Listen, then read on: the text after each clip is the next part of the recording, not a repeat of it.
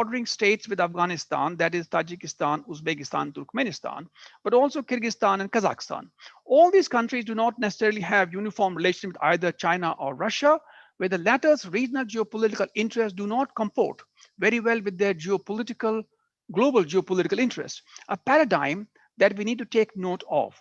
Their envisaged division of functions in Central Asia, that is Russia providing the overall security framework and China the attractive force for economic development, is already fraying at the edges and not attenuating the residual mutual suspicions. Iran's geopolitical role is in both Afghanistan and Central Asia has transmuted in that there is loss of influence in the former and loss of trust maximally in Tajikistan. The likelihood of the Middle Eastern geopolitical rivalry involving Iran as well spilling over into Afghanistan has also increased. Taliban 1.0 was recognized by Saudi Arabia and the UAE, whereas Qatar, the regional rival, is much more influential, even if the Taliban leaders still have business interests in the UAE.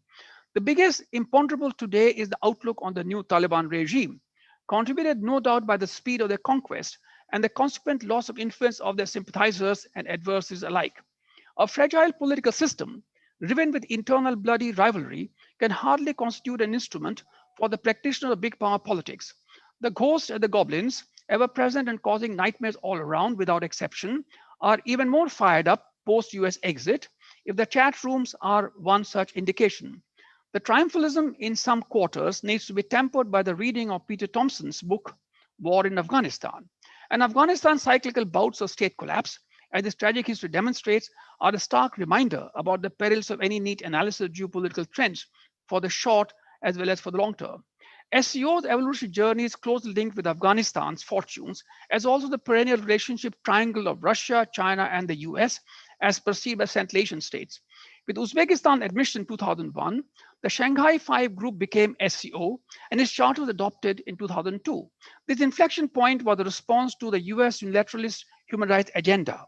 In 2005, the SCO declaration asked US for a clear timetable for withdrawing its troops from SCO member states. Developing SCO as part of a non-West ecosystem in pursuit of a multipolar global order instead of a US-led unipolar one, developing capacity for counterterrorism in Tashkent-based Executive Committee of Regional Anti-Terror Structures. It also aims for regional peace, security, and stability, envisaging a role for itself under Chapter 8 of the UN Charter through its counter-terrorism military exercises, although since 2009, peace mission which are military drill type exercises and could even be considered stabilization exercises. On some occasions, strategic bombers have also participated. An Afghanistan contact group, originally set up in 2005, was revived in 2017 in the wake of the Trump administration's new strategy for Afghanistan.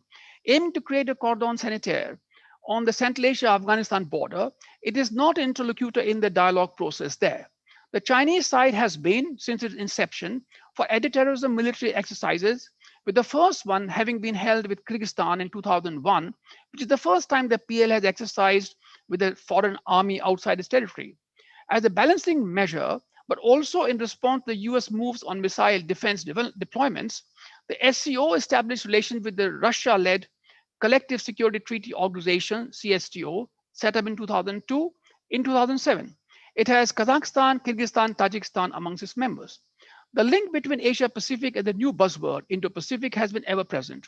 The Shanghai spirit, embodied by the Shanghai Five, was the response to the Taiwan Strait crisis of 1995 and represented a fruition of Chinese IR theoretical work on harmonious world as a strategy of soft geopolitical balancing with less legalistic and more normative basis for organization, akin to the ASEAN way.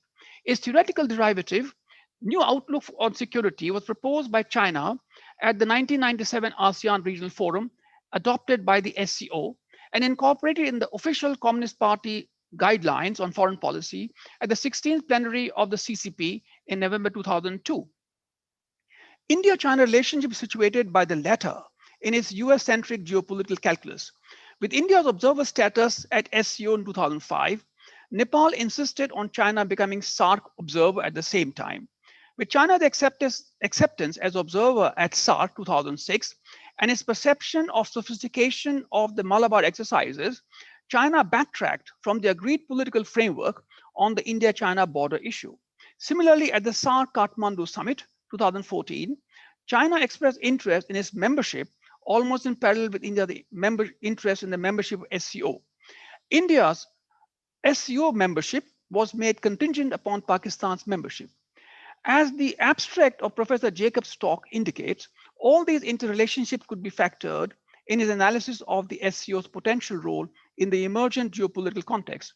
I will add some points of my own in my summing up remarks after the discussion this afternoon.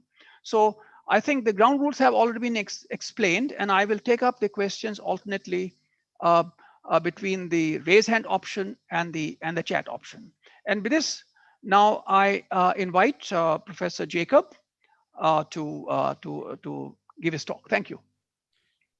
Thank you, Ambassador Yogendra Kumar, for those very interesting remarks. I mean, I must say that you're an expert of the region, and these remarks are really useful in framing this afternoon's discussion. Ambassador Kanda and Shruti, Rija, all of you at ICS, thank you so much for this invitation. I must begin by saying that I am not really an expert of either China or Central Asia. I'm a student of regional geopolitics, which I must say is becoming more and more interesting as we speak.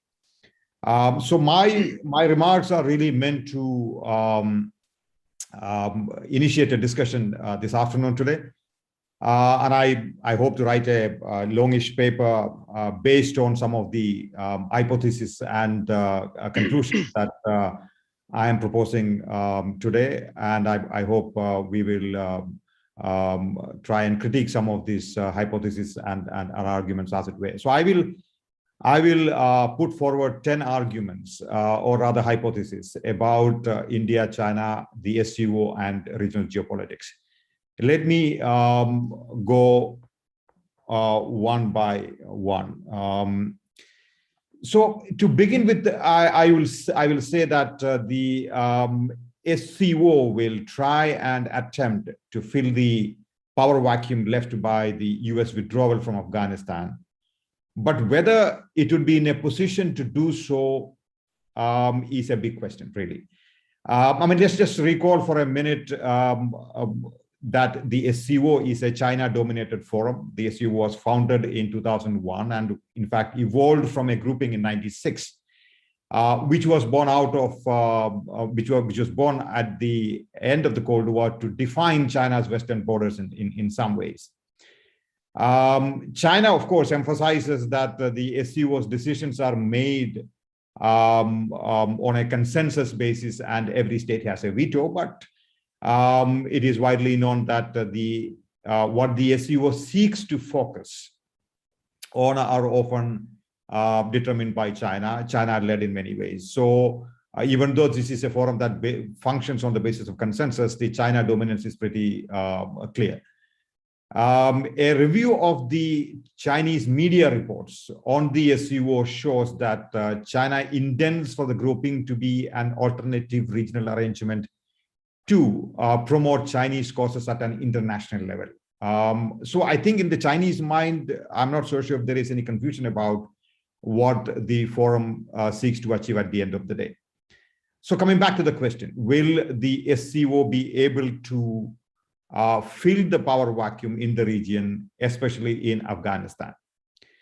I mean, there's no doubt that Afghanistan, at least in the short to medium term, would be a major focal area of the SCO, and even Ambassador Yogendra Kumar's remarks indicated that we are probably looking at a Afghan dominant as far as issue areas are concerned. SCO deliberations in the months and years to come.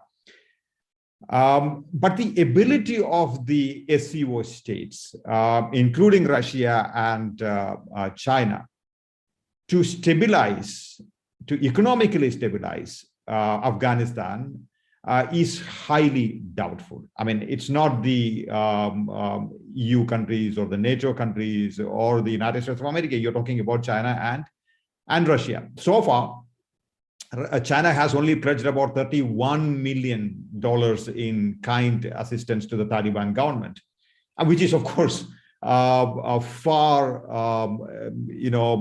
little when compared to what the United States and the Western governments used to give to Afghanistan. Even India, for that matter, gave 3.3 billion plus US dollars worth of assistance and development to Afghanistan. In fact, even during those years, India was a bigger aid giver than China and Russia.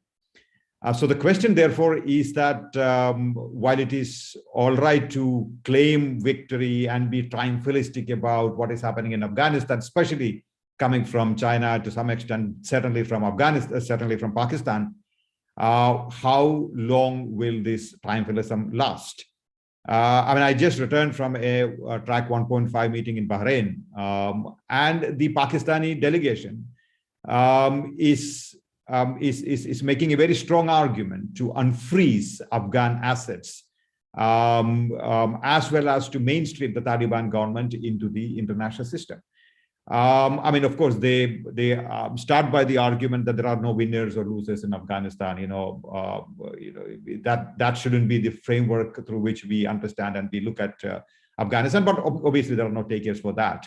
Everyone realizes what really happened on the ground. So the point that I'm trying to make is that I think the realization has started dawning on the governments in China, certainly in Pakistan, that it is one thing to get the American troops out of Afghanistan. It is one thing to get the Taliban back into Kabul, but it's an entirely different ballgame altogether to run an effective, efficient government in Afghanistan through the Taliban and to support financially the Taliban government in Afghanistan. Everyone is busy with post-COVID reconstruction. There is only so much money that the countries are willing to give to Afghanistan, and especially when you had an embarrassing sort of a defeat in Afghanistan. So, if the Taliban government doesn't stabilize, it would be a cause for concern for the SCO states, for the neighboring states, certainly for Pakistan, Afghanistan, Iran, and of course the other Central Asian governments. But everyone realizes that, but no one seems to be doing what it would take financially to stabilize the Taliban government. It's a lot of talk that's happening at this point of time. So the bigger question really is, while the SCO might attempt to fill the power vacuum left behind by the US withdrawal from Afghanistan, whether or not it would be able to fill that vacuum, I think is an important question. And it so appears that going by the evidence so far, they may not be in a position to do that. But it's of course too early to sort of say that. It also depends on how the Taliban is able to negotiate deals with many of the other states, including India, United States, the European countries, UK, Germany, etc. The second point that I sort of want to put on the table in the context of the geopolitics of the SCO is that, and it's pretty self-evident, of course, the SCO as a forum has inherent anti-American streaks. And these feelings are only going to get stronger with time. Look at the membership. Iran has just joined the SCO. You have the Pakistanis, you have China, Russia are all avowedly anti-American at this point of time. The recently held foreign ministers meeting in Dushanbe, there was a lot of attention on the haphazard withdrawal of the United States from Afghanistan and the need for the region to take control of its own destiny and not cater to the demands of the United States or NATO in its backyard, which is Afghanistan. Iran and Pakistan continue to push for a regional economic model that would circumvent the potential sanctions and restrictions such as FATF, etc. So there is a larger than life vision that a certain number of countries seem to have about what SCO could potentially deliver. which is to sort of create a alternative economic model and to sort of circumvent some of the sanctions as they come from the US and its ecosystem, as it were. I think the arrival of Iran now as a full member of the SCO will increase the anti-American rhetoric at the SCO. I've been looking at some of the arguments coming out of Tehran on the American withdrawal, and they seem to sort of mirror the arguments made by some of the Pakistanis. For instance, you know, the invaders have now been thrown out. The language that sort of mirrors the language in Rawalpindi or in Islamabad. Now, India as a member of this forum, it will be interesting to watch how it will try and balance its membership of this regional framework. You know, it is located right in the region, in the middle of the region in some ways, and it definitely has a pro-US tilt, and there's no taking away from that fact. India is probably closer to the United States today than it was ever before. I mean, I'm willing to be corrected on that, but I think that's my feeling. So, if we are it's a close a friend of the United States in the region, and if we are going to be on the SCO, which we are, and which is a forum with deep inherent anti-American streaks, how India is going to balance this is interesting, is going to be very interesting to watch. My third point really is about the China Central Asia economic relationship. So given its economic predominance in the Central Asian region, Beijing will seek to use the SCO as a vehicle for promoting its BRI, Belt and Road Initiative. And for the moment, it seems to be succeeding. China certainly wants the SCO to be deeply tied to the BRI, not institutionally, certainly otherwise. Chinese scholars, and I've been sort of reading up some of them, seem to view that China's economic contributions to the SCO as part of its role in providing economic public goods to the region, while noting Russia's reluctance also to some extent. They also seem to emphasize that the area covered by the SCO overlap with that of the BRI in some sense. India has repeatedly refused to endorse the BRI at the SCO summits, but there has been a consistent push from the Chinese delegation, Chinese government, on the importance of I mean, with regard to pushing BRI on SCO platforms. But it is important to watch the economic preponderance that China enjoys in the region. From 2015 to 2019, export of goods from Central Asia to Central Asian countries to China grew by 35%. India's trade with the region amounts to only $2 billion, owing, of course, as we know, to limited connectivity and low economic engagement as a result with the Central Asian region. This amount is less than 0.5% of India's total trade, whereas the region's trade with China amounts to $100 billion. Russia also, I think, has found a way to reconcile some of its connectivity plans with that of BRI, the Eurasian Economic Union, and OBOR. You know, I think the two sides, both Putin and Xi, are bringing greater synergy between these two grand projects, as it were.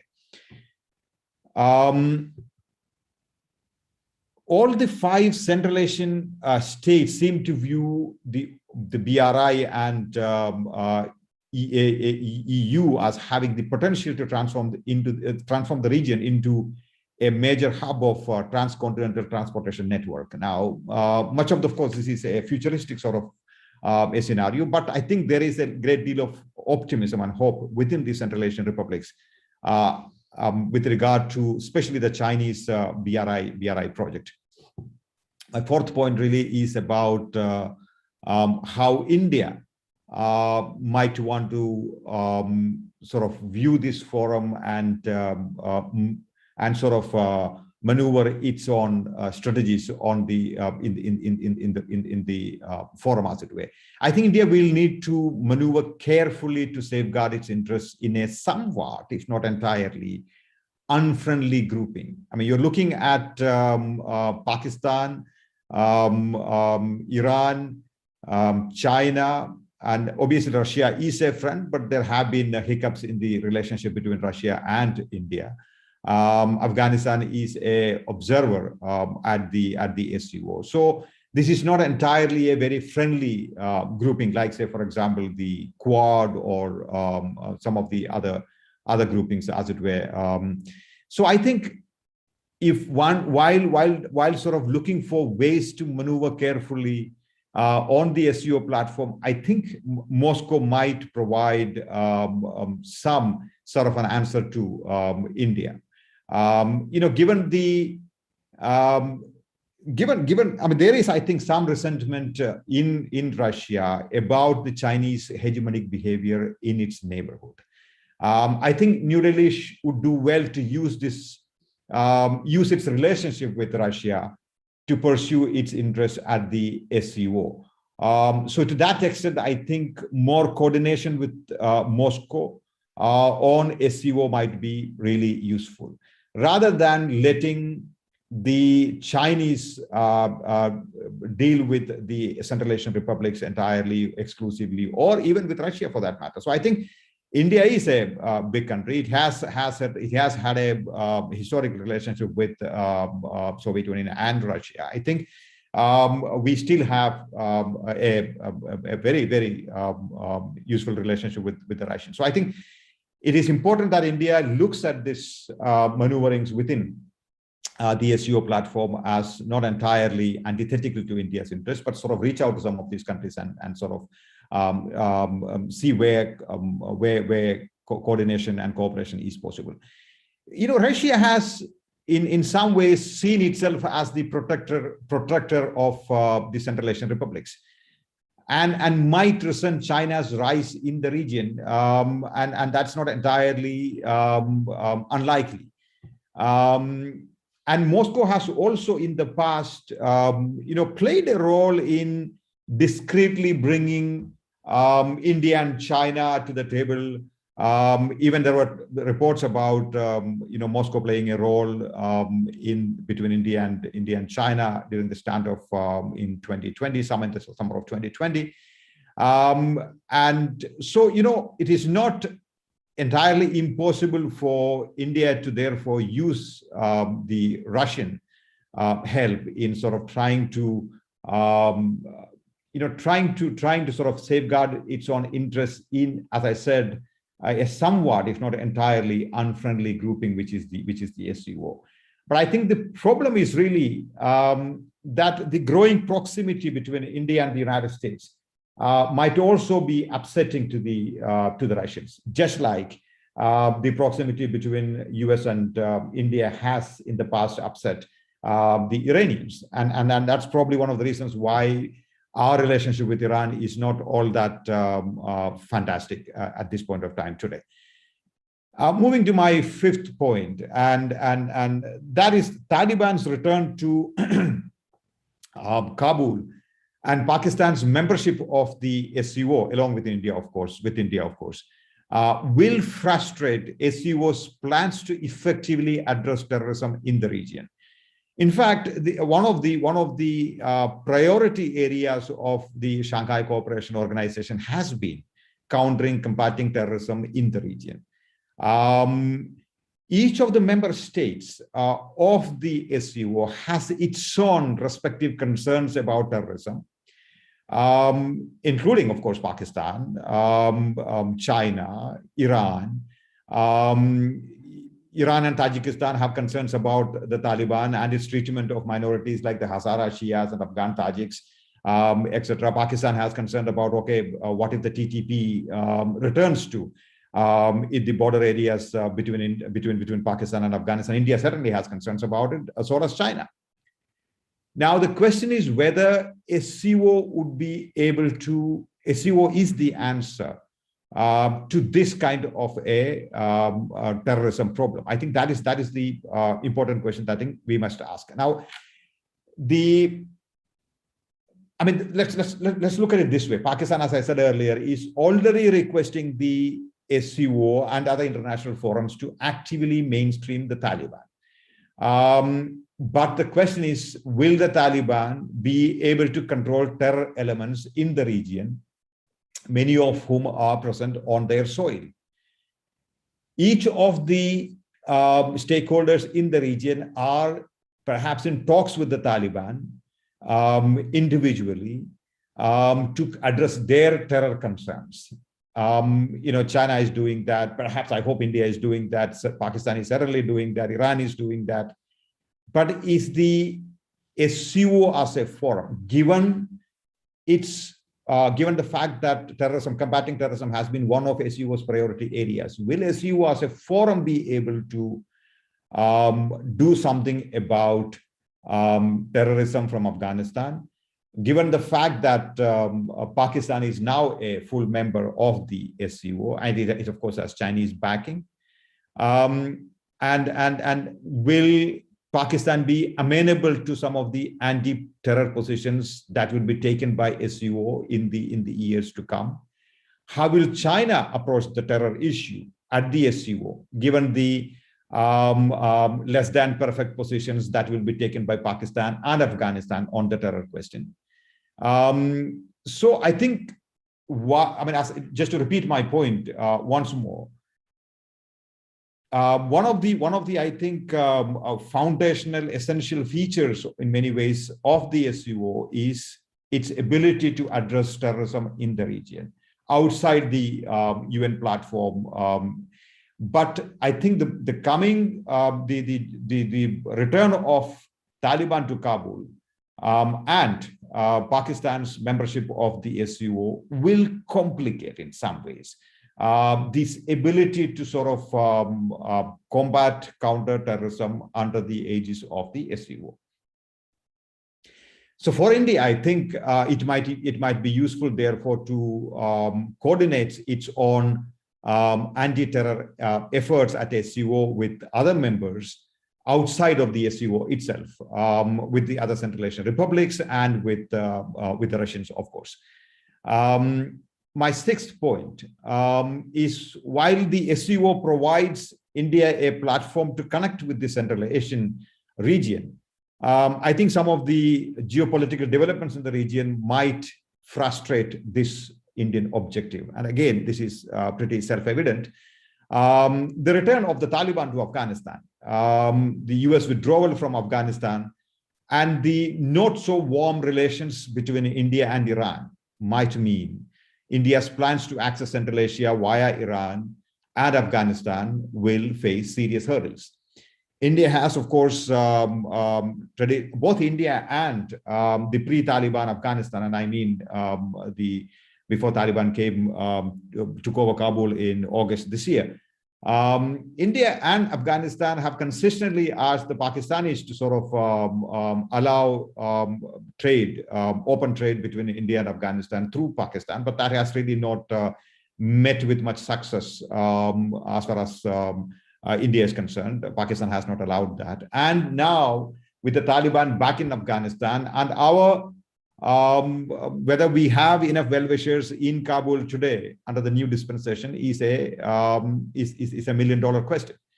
The Chabahar report is, where it is incomplete, and the relationship between India and Tehran, Delhi and Tehran, is not all that fantastic at this point of time.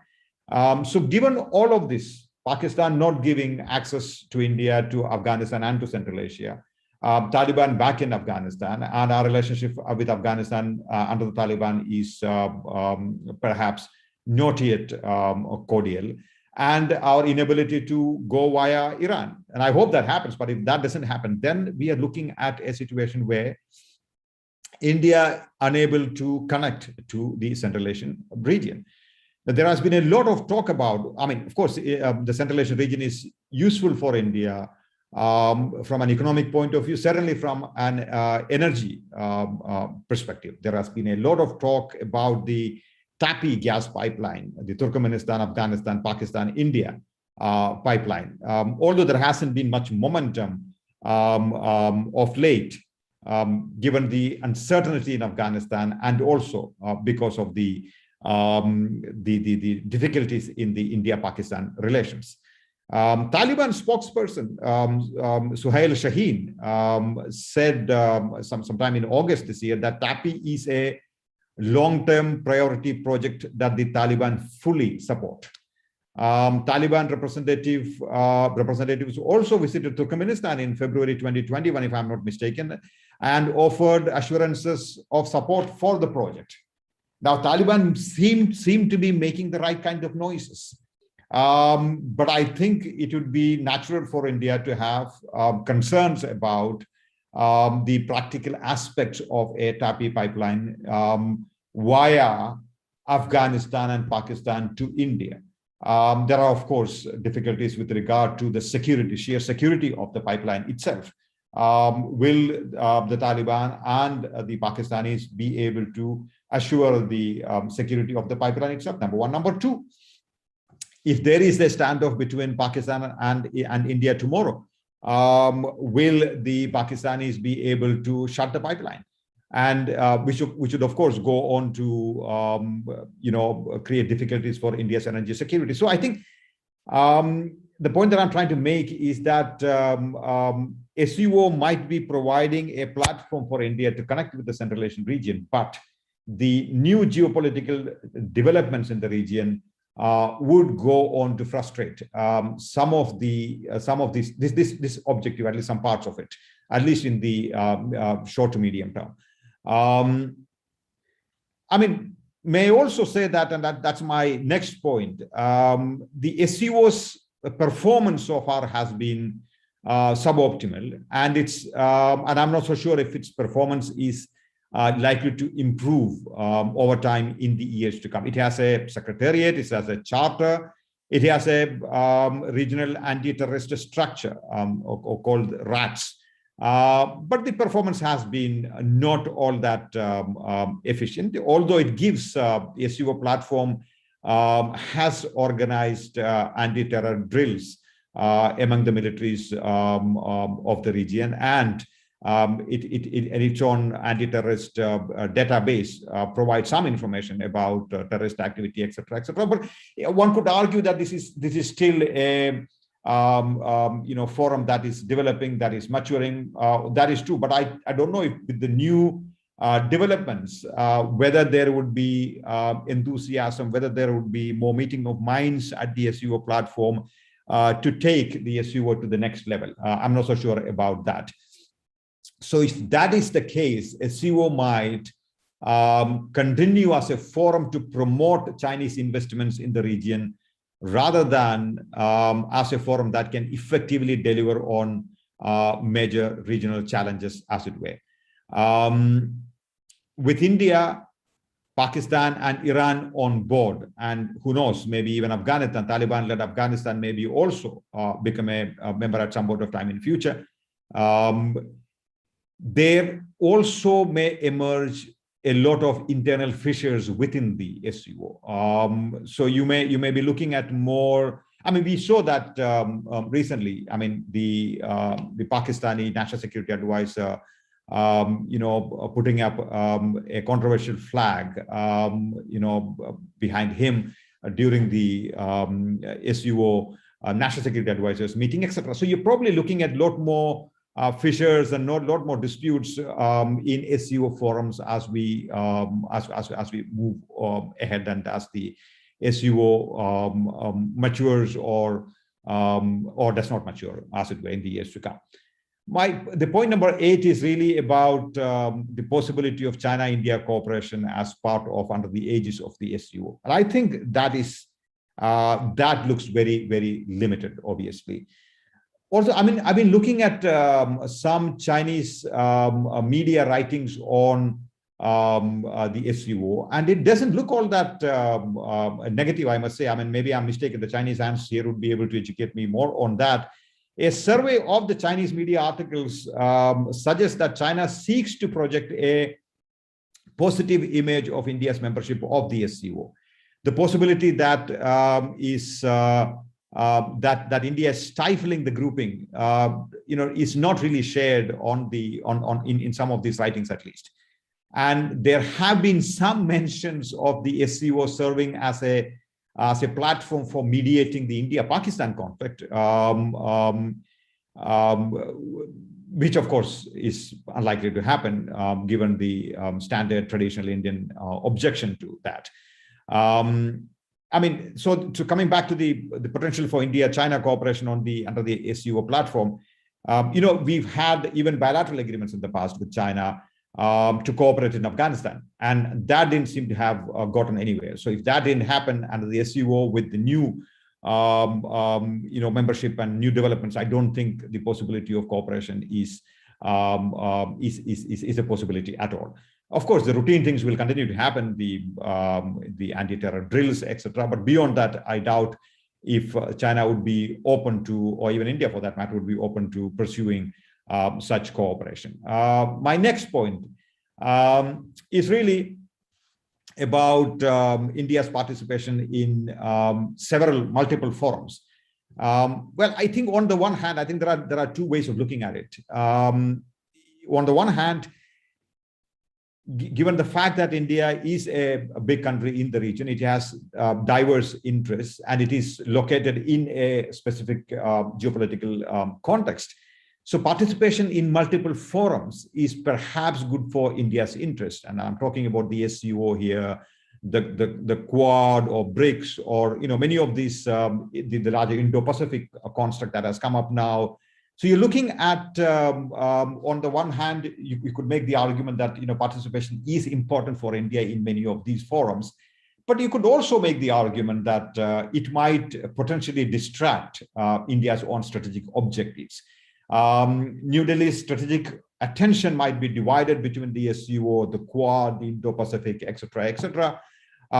Because how many forums can you meaningfully engage at the end of the day? But again, as I said, the counter argument could be that, given the fact that India has a certain geopolitical location, India cannot but, join and be part of many of these forums. I think the larger question that one must ask and seek answers for, which I don't have at this point of time, is whether there is going to be a tension between the SCO and Quad going forward. Whether whether our continental grand strategy, SCO perhaps is part of that, and our maritime grand strategy enshrined,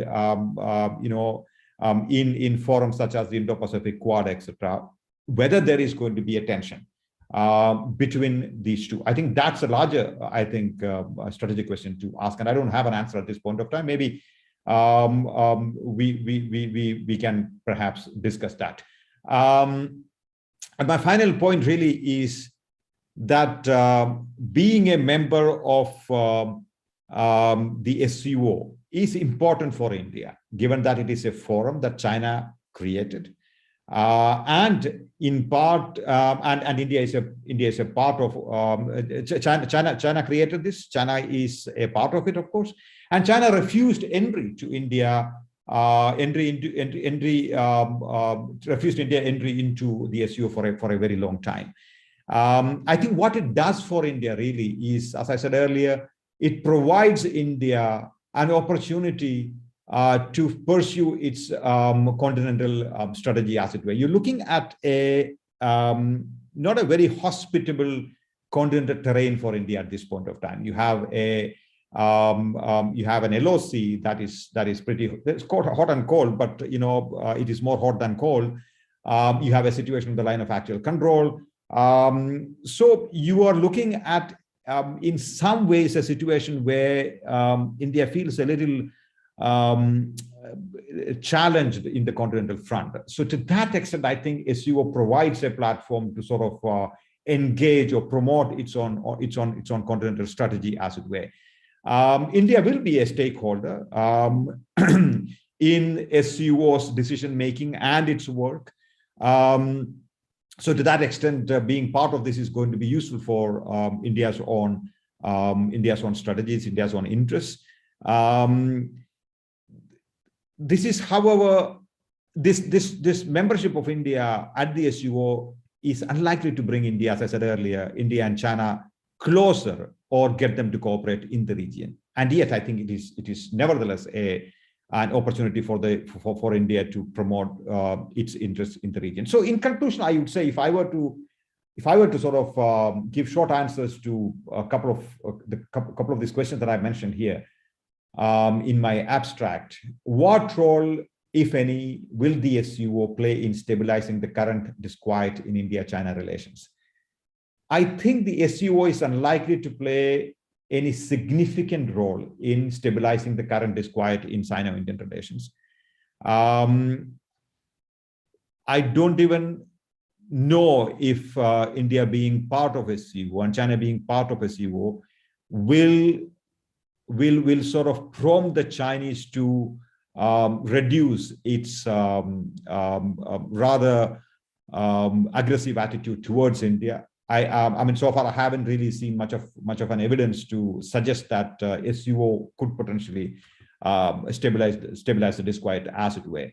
The other question really is that, given the fact that the Americans have withdrawn from the region, and there are a lot more local stakeholders, as it were, in the region, from the Russians to the Chinese to the others, will you see a lot more intervention from the SCO and its member states in a future India-Pakistan standoff or conflict? I think that is also a question that one could potentially contemplate on. So on the one hand, you have the question is really whether the SCO or the Russians will play a role in sort of trying to diffuse tensions between India and China. On the other hand, will the Russians or the Chinese or the others will play a role in diffusing tensions between India and Pakistan? I think these are all open questions. One really doesn't have much of an answer. And I think these questions are important given the fact that you have a lot more interesting geopolitical developments in the region. So I think I'll probably leave it at that. I've taken about 35 minutes or so. And Ambassador Kumar, over to you. And thank you so much for patiently listening to me.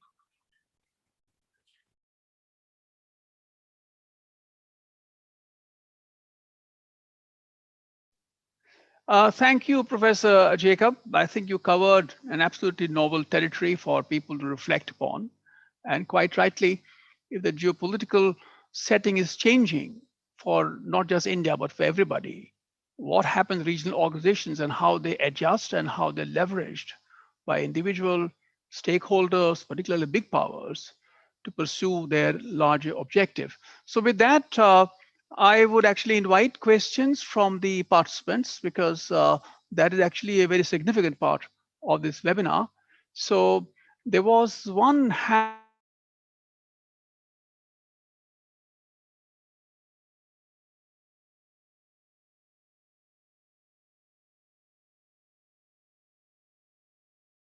participants is not in front of me. And that'll be followed by a question by, again, my very good friend, Vice Admiral Shekhar Sinha. So I will take that later, but let the gentleman who first raised his hand. Is he there? Okay, then he can come later. So the question from Vice Admiral Shekhar Sinha actually is the following.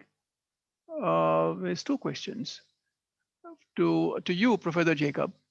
What do you think happens to Chinese continental strategy if Taliban government fails? Very important. Second, SCO has counter-terrorism as one of its charters. Do you see SCO becoming irrelevant for India? Thank you. Thank you, Admiral Sinha, for those very, very thoughtful questions. The first question really is something that is in the sort of realm of speculation. But let me sort of give it a shot, anyways. The assumption, of course, is that if the Taliban government fails, I think the possibility of a Taliban government failing is only likely if there is no one that is willing to support the Taliban government financially. I think the West is waiting and watching. I heard in some of these track I heard the Americans and the Western countries in general sort of contemplating on this question, and I think their feeling is that they are willing to sort of talk to Taliban and see how much their own interest in the region will be safeguarded in terms of terrorism and other geopolitical equations when it comes to the Taliban government in Kabul. So if indeed Taliban is willing to walk some of its talk, about being neutral in the context of terrorism, not promoting terrorism, etc. I think you might see some help coming from the international community to the Taliban, some recognition probably going forward. If that happens, the possibility of a failure is unlikely. To my mind, and I could be completely off the mark here, as many people have been on the Afghan question of late. If the one major way the Taliban government in Afghanistan would fail is if it does not get sufficient economic help to continue to govern Afghanistan. So if the money comes, I think it will survive. And if it survives, there's not going to be much of a problem, because the survival will also assume that Taliban would have had certain agreements and deals with some of the countries in the region and outside. That includes China. But if Taliban fails, if that's a scenario that we are looking at, what happens to Chinese continental strategy? I don't think this is going to create a huge problem for China per se. As far as across its own borders, it is going to create a major problem for Pakistan. It's going to create a problem for clearly Iran. It's going to create a problem for the Central Asian states. As for China, I think China would be in a position to safeguard spillover of terrorism from Afghanistan to some extent. I think where it is going to lose out really is in terms of its own Central Asian grand strategy, BRI grand strategy, strategy for Afghanistan, Pakistan, etc. So to that extent, some of its futuristic plans may take a hit if the Taliban government fails in Afghanistan, but not in terms of a spillover of terrorism. I don't think that's going to be a huge, going to have a huge impact on China itself. But there are China hands here who can probably correct me on that. The second part of your question, Admiral Sinha, SCO has counterterrorism as one of their items on the charter. No, so I don't think that SCO is irrelevant for India. Clearly, that's not the point that I'm trying to make. The point that I'm trying to make is that India must engage the SCO as a forum through individual countries and as a collective organization. There's no question, there's no denying of that. All that I'm trying to say is that its own counter-terror efforts, SCO's own counter-terror efforts, may actually become a little more frustrated with the arrival of Taliban in Afghanistan and with Pakistan joining the SCO. That's the point that I'm trying to make. But I certainly think that SCO's counter-terror efforts are useful insofar as they are useful to India's interest in the region. May I just add one point here to what Professor Jacob has said? I think Chinese concerns on terrorism emanating from Afghanistan actually are quite serious. Because if you look at the developments, particularly what they're doing in the Tajik-Afghan border and what they're doing in what is the Tajik-Pami, the Gorno-Badakhshan area. In fact, now the general talk actually, and some of the reports actually, is that they're in fact Chinese. Of course, there's a Chinese unit, their military unit. They're also, I don't know what's happened to them now, but with the previous government, they actually had a patrolling unit on the Afghan-China border in the Wakhan corridor. And actually, the important thing is that now the people are saying that apart from this unit that is there are also a lot of Chinese soldiers in plain clothes going to Badakhshan area because they are not quite sure. The area is somewhat unstable. In fact, President Rahman actually is now touring Gorno-Badakhshan just now at the moment after the SCO summit, just to take an assessment. So the area actually is somewhat unstable. So it's a matter of concern to us, but the fact is it's a direct concern to the Chinese. So in one way, and of course, the concern about involvement as far as Kyrgyzstan is concerned, for example. So I think this issue would remain important. And in one sense, I think the question would be asked some stage if, let us say, the current Taliban regime proves to be untenable as to the judgment made by the Chinese leadership in pushing for it and a whole lot of other people. So I stop at that. And I would now invite Ambassador Suresh Goel to ask his question. Please. Yes. Thank you very much, Yogi. In a way, you already started my question when you said that Taliban may not be quite amenable to China in terms of its own counter-terrorism strategy. My question is that eventually Taliban will depend on somebody or the other to basically finance the government. At the moment, Taliban has no sources of money with the exception of China, which has promised some kind of help. Now, my sense is that if, as the situation evolves and China becomes the major financial benefactor of Taliban, then you will have a situation in the region and in the SCO where you have the stirrings of, I would say, some kind of another contest between a China-led group, China-led countries, and the others. I'm saying others because at the moment, the West is keeping its hands off, but sooner or later, I think they will want to come in. So my question to you, Professor Jacob, is, do we see the signs of another contest in the region? I'm not calling it Cold War. The word has been used so often, and it doesn't really capture the whole imagination.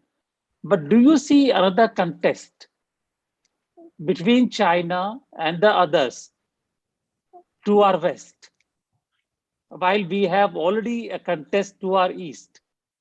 So in that situation, India being the member of SCO, which is controlled by those who are actually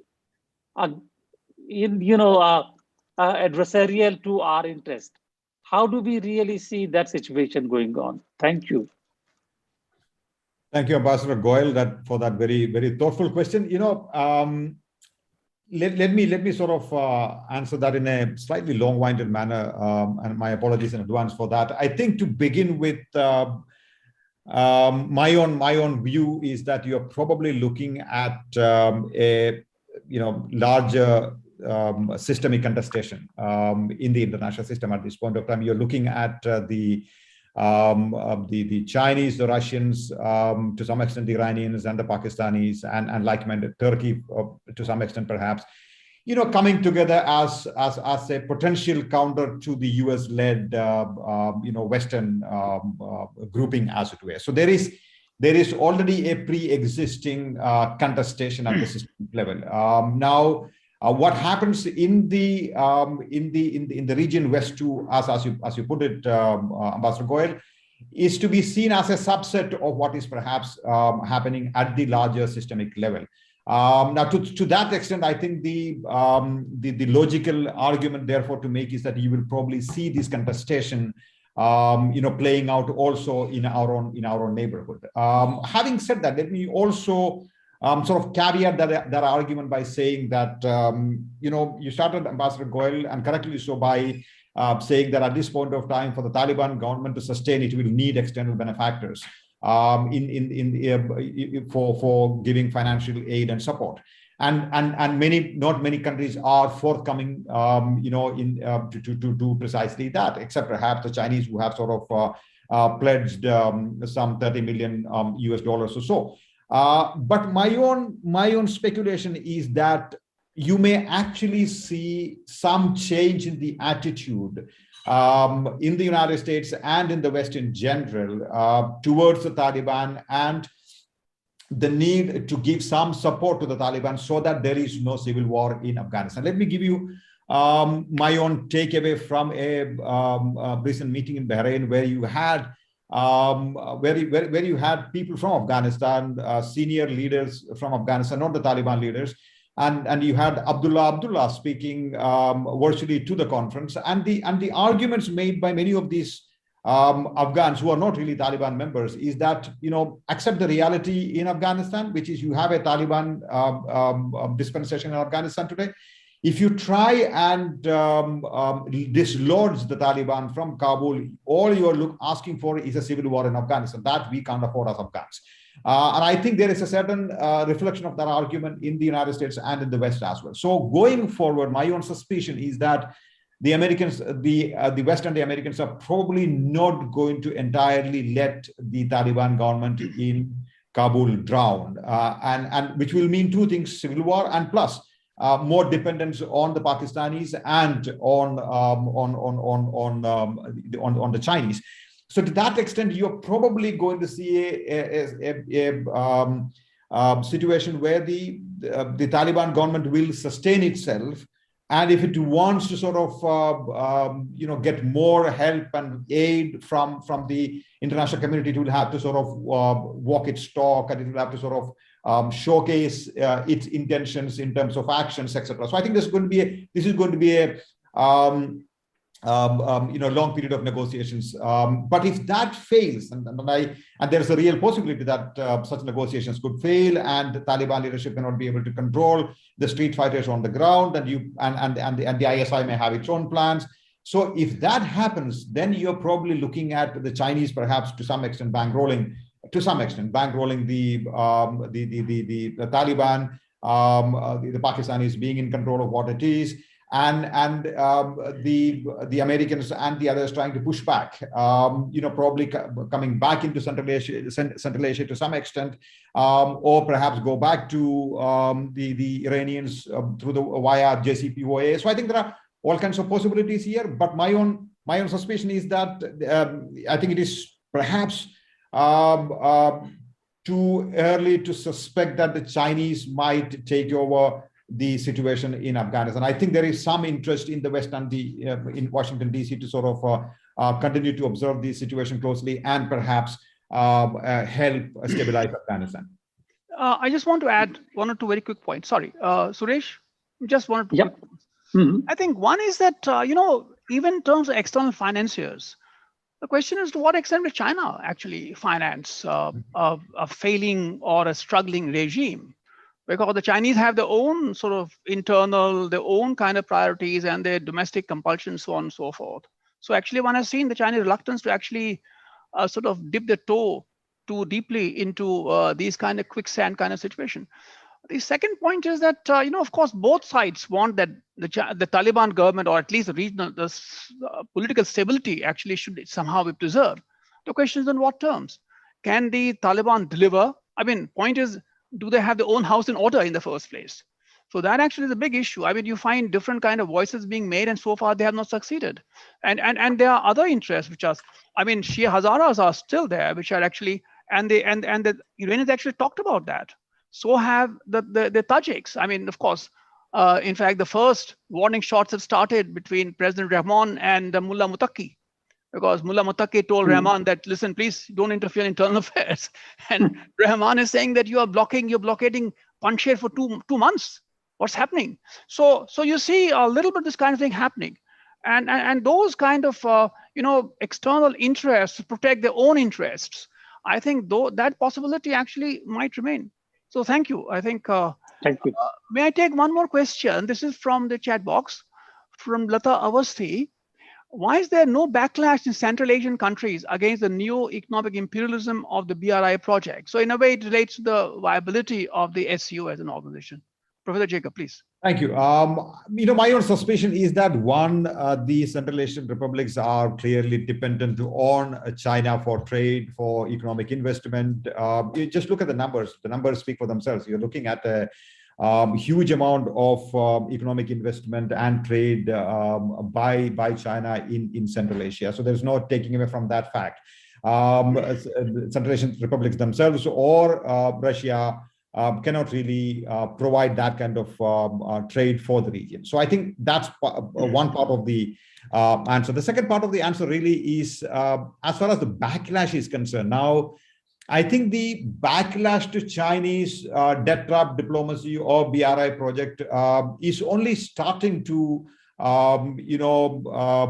surface even in other parts of the world, be it in Southeast Asia or in South Asia, etc. So you're probably looking at a maturation of that pushback. I think in the years to come, not yet. So at this point of time, I think countries require the capital, they require the trade, they require China, they require the infrastructure. Therefore, everyone is running to China. But I think there will be a time when the difficulties start surfacing when the payback time comes, and I think that's when the pushback is going to happen. So I think that time probably hasn't arrived yet. And plus, as I said earlier, these republics are going by the numbers dependent on China for trade. So perhaps if the West and the Americans can sort of provide an alternative in terms of economic assistance, trade, etc., I think that would also perhaps quicken that pushback at some point of time. So I think just one more point I want to add here. I think there is no backlash, as you rightly said, but resentment certainly is growing, and more so it gets combined with the Xinjiang situation, where some of these the Kazakhs and Kyrgyz and Tajiks, some of them actually are in the detention camps. So thank you very much. There is a question from Mr. Iram Ashraf. Please go ahead. Good morning. This is Iram Ashraf from the UK, and thank you very much, Professor Jacob. That was a really interesting presentation. I just wanted your take on something which I was just curious about, and that is, while India promises to provide help to the people of Afghanistan, they haven't come forward with any numbers in terms of monetary advice. I mean, like you've just said yourself, the situation in Afghanistan is so fluid at the moment. And to be honest, all the countries in the Shanghai Cooperation Organization, they're all stunned by the takeover of the Taliban and the new situation in Afghanistan. I was wondering what your take on this is. I can understand India's reservations and where the aid would go, but then how about then joining other countries such as the United States in their attempt to provide humanitarian aid, just to get that diplomatic foothold? I mean, end of the day, India provided so much, around $3 billion of investments in infrastructure, for example, in the dam and other areas. How about, showing that they're still in the game, and end of the day, it's the people they want to help, and they are willing to, put some money where the mouth is in that sense, in a diplomatic way. So I'll be interested to hear your take. So thank you very much. Thank you, Ms. Ashra, for that question. I think there are several pieces here, and let me try and sort of bring these various pieces in your question together. I think, to begin with, traditionally India has, as you correctly pointed out, put in over $3 billion in Afghanistan, and these are not projects where India gets any returns out of, right? I mean, these are not like some of the Chinese projects in Afghanistan. These are projects for the Afghan people. It's not as if we are going to get any benefits out of that, materially speaking. India is probably the 5th largest donor in Afghanistan after Japan, US, etc. And at this point of time, clearly, everyone is waiting and watching. I mean, when we say humanitarian assistance to Afghanistan, I think what you have in mind really is the assistance to the people of Afghanistan who are trying to come out of the potential misery that they might face at the hands of the Taliban regime. I think India has done a few things. India certainly has given visas to a lot of Afghans to come to India. It has, I mean, it does not have any diplomatic representation at this point of time in Kabul. You have local staff there. I think for India to, I mean, I would have personally, and I have argued that in the past, India probably it's time India appointed a special envoy to Afghanistan, like we used to have in Ambassador Lamba. India probably should send some of its diplomats back into its embassy in Kabul rather than leaving it to the local staff to manage. India should admit lot more hapless Afghans to Indian territory. All of that needs to be done. Having said that, I also realize why there is a wait and watch approach. And the wait and watch approach really is that before you put the money into Afghanistan, you need to know where it is going. You have a Taliban government that doesn't seem all that steady, that doesn't seem all that sturdy, that doesn't seem all that completely in control. And there is a wait and watch approach in general internationally, including in the United States and in Western capitals. I think there will need to be negotiations between the Taliban leadership and other countries, including perhaps India, on where that money is going to go, what kind of help, and what is going to be promised in return to India. I don't think we can, having spent $3 billion, that's the point, having spent that kind of amount, we can continue to pour money into Afghanistan without having proper, I think, without having clarity and promises from the new dispensation in Afghanistan. But I agree with you on the humanitarian question. I think we need to do more. And India has traditionally in the region has had a robust relationship with Afghanistan and its people. Over to you, Ambassador Kumar. Yes, thank you. I think this is a good question from Ms. Ashraf. The Prime Minister actually has announced in SCO as well as I think the UNGA that India is prepared to step up with its humanitarian assistance, even as the situation is today, because of our sort of sympathy and sense of solidarity with the people of Afghanistan.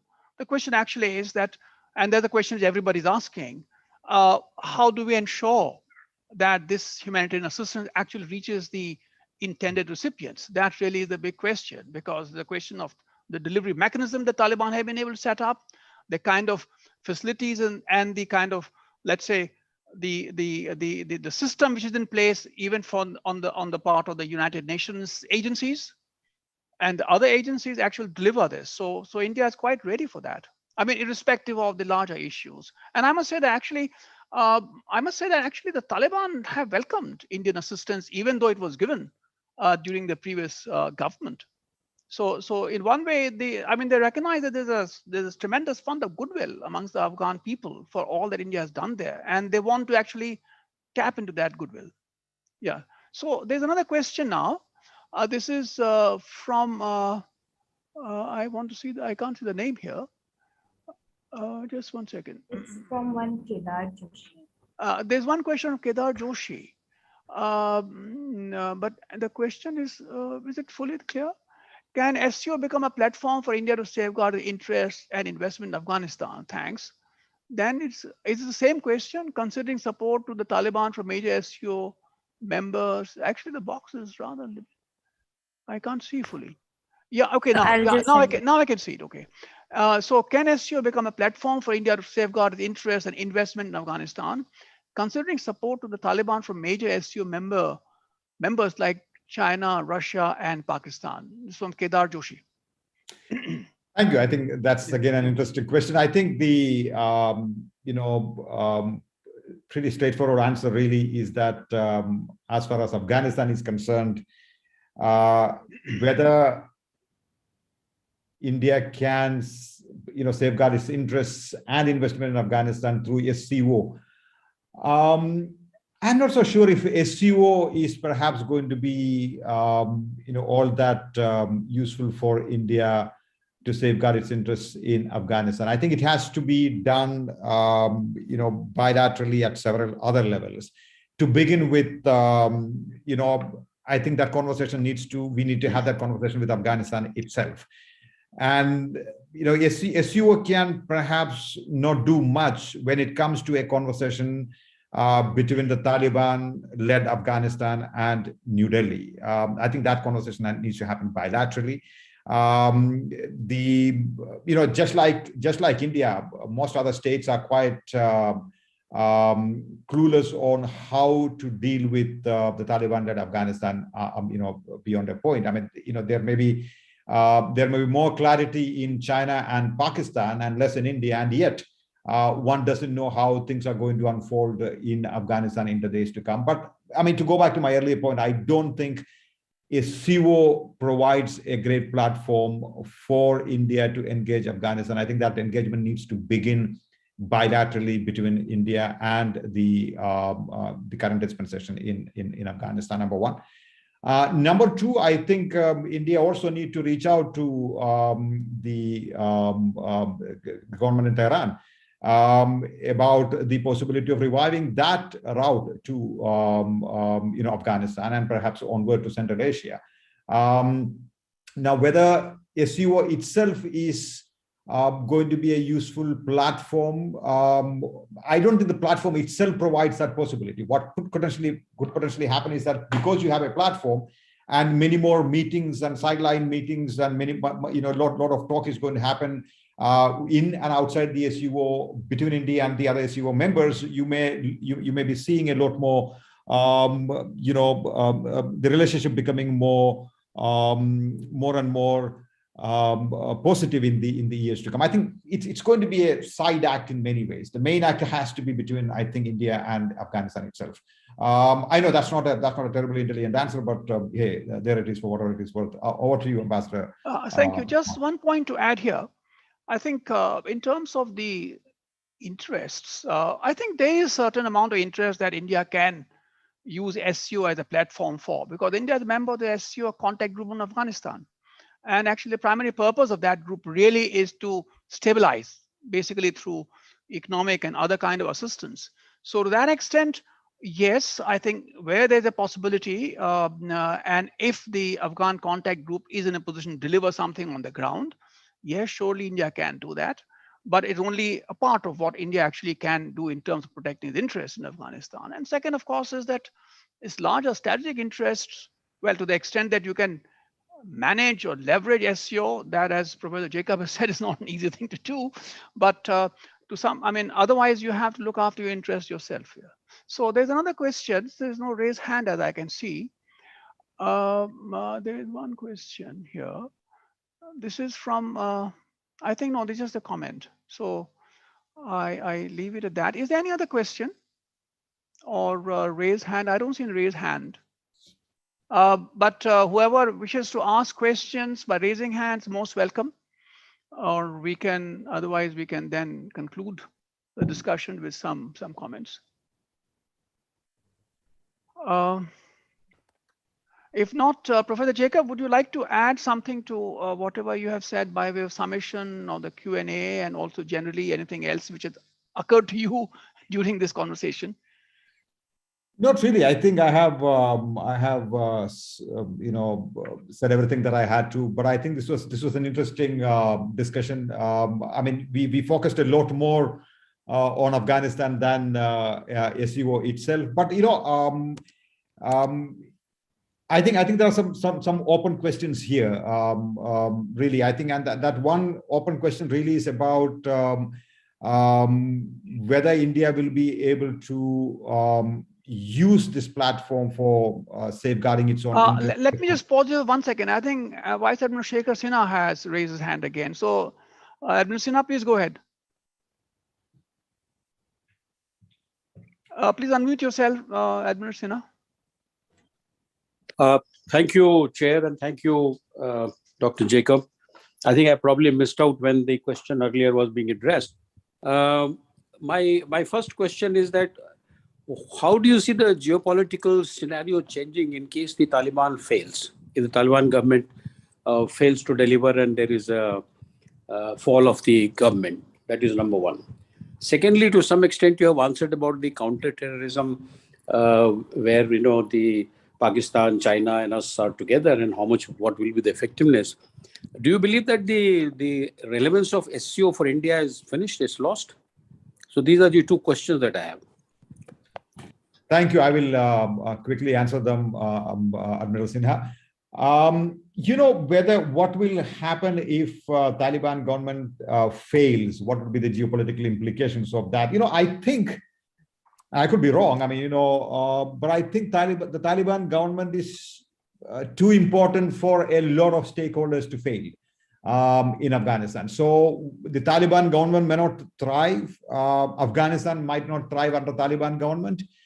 But if the Taliban government fails, it's not only going to be a problem for the people of Afghanistan. And I think this is something that even the well-meaning Afghans are arguing very forcefully, including people like Abdullah and Hamid Gailani. And a lot of these people have been consistently making the argument that even though, Abdullah himself was thrown out by the Taliban. So that it is not going to be useful for either Afghanistan or for the region or for the international community for the Taliban government to fail. Now, we may or may not like the Taliban government. We may have deep issues with the Taliban government. The reality is that if it fails, it's going to be a problem for just about everyone. And so to that extent, I doubt if the Taliban government is going to fail.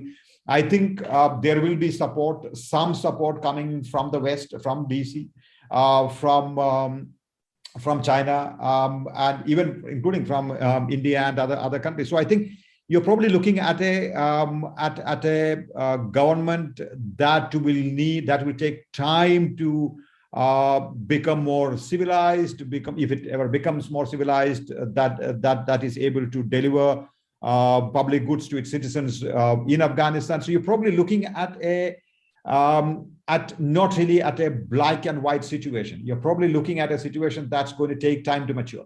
And therefore, I don't see an immediate danger of the Taliban government failing and it's impacting negatively on the region. But if it does fail, as you correctly hypothesize, if it does fail, I think you're probably looking at major implications for both the people of Afghanistan and for the people of for the countries in the region. There will definitely be a civil war in Afghanistan. There will be clear implications for Pakistan. And for the region in general, Iran, China. So I think none of these countries are really going to let that happen. That's my feeling. And secondly, the second part of your question, Admiral Sinha, was about whether or not India is going to be irrelevant in the SCO going forward, given the geopolitical developments in the region. I think India is not going to be completely irrelevant, or SCO is not going to be completely irrelevant for India in the region. The reality is that we are located where we are geopolitically, geographically. So there's no getting away from that fact. So you go to engage sometimes contradictory forums. You go to engage sometimes forums that are not all that friendly towards you. And SCO is a good example right there. Not entirely friendly, but it's a China-dominated one. And yet, we go to, I think, given our sort of location, engage this particular grouping. And I think continuous engagement and, conversations with the Central Asian republics, with potentially even with Iran and Russians will be helpful in promoting and advancing India's own interests in the region and on its own platform. Look at it differently. If India were to say, it's not going to helpful for it's not helpful for us, the SCO is not helpful for us, and therefore we are going to come out of this platform, would that be more useful to us? Certainly not. So I think looking at it that way is probably better to work at it and make it more amenable to us than not being a part of it. Thank you. Just to add one point here, I think to Admiral Sinha, I think one, of course, is that the fact that the Prime Minister addressed a joint meeting of the SCO and CSTO heads of state, that actually shows that India doesn't consider SCO to be irrelevant in today's context, or rather, actually, the intention is to engage further with even other related organizations in Central Asia.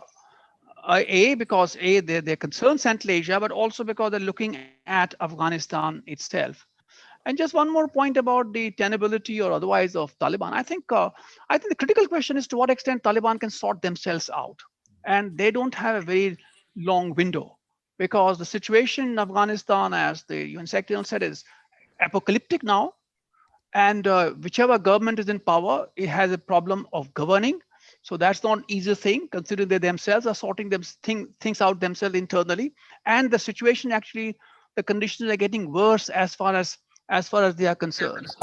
So I think that remains a critical issue for them. And of course, let me also add this, that there is also a National Resistance Front, which is not yet declared a national government in exile, but the elements of that let's say of that opposition are very much actually already in place. There's a question they are seeing as to how they can come together and strike at the right moment, just like the Taliban did within a year of Karzai coming into office. They thought they had an opportunity to actually strike back.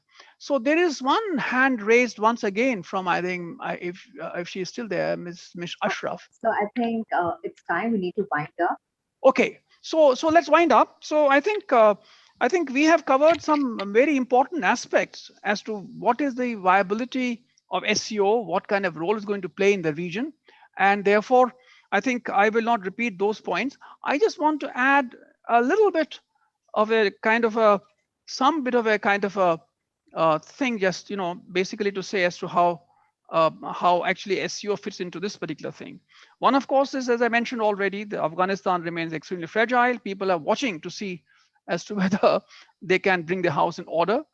And Taliban still on notice on terrorism, and that applies, everybody is concerned by that, including the Pakistanis and of course the Chinese. Now, the Taliban attempt to invite Pakistan, China, Russia, Iran, Turkey for the installation ceremony was a non-starter, because none of them took that offer. And there are concerns about cross-border militant movements, which have resulted in Tajikistan putting 20,000 troops on the border, joined Russia, Tajik, Uzbek exercises, and a whole lot of these things. And the other thing, which is actually quite significant, and that actually in a way is the geopolitical setting for Central Asia, is that you have now the SCO and CSTO defense minister meeting simultaneously in Dushanbe, and the CSTO, which is now saying that we are going to protect Central Asia. So you can already see a little bit of a difference emerging in the approaches between China and Russia. And the Russians actually are quite miffed by the fact that the Chinese actually set up that military unit in Gorno-Badakhshan, because again, it shows a certain kind of a divergence. And I think we certainly have a role there. So I just want to thank once again the ICAS and of course, Professor Jacob for a very stimulating talk, and also all the participants for their contribution to this. And we look forward to Professor Jacob's paper, which is very much a welcome contribution to this important discourse. So thank you very much.